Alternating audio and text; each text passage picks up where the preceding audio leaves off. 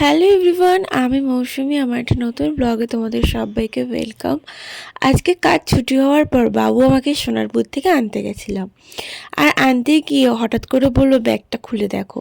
আর দেখি ও আমার জন্য চানা বানিয়ে এনেছে। জানো তো, আমার একটু টক টক ঝাল ঝাল জিনিসপত্র খেতে বেশি ভালো লাগে।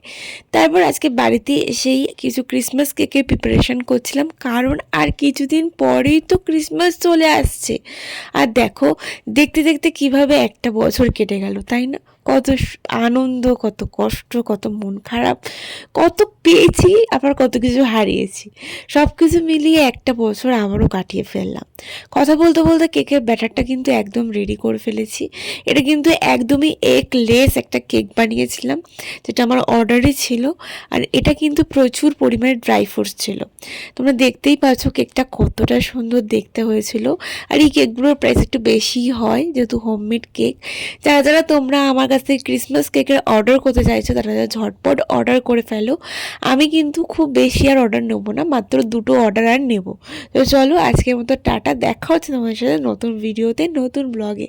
আর হ্যাঁ, খুব তাড়াতাড়ি খুব সুন্দর সুন্দর ভিডিও নিয়ে আসছি ক্রিসমাস উপলক্ষে।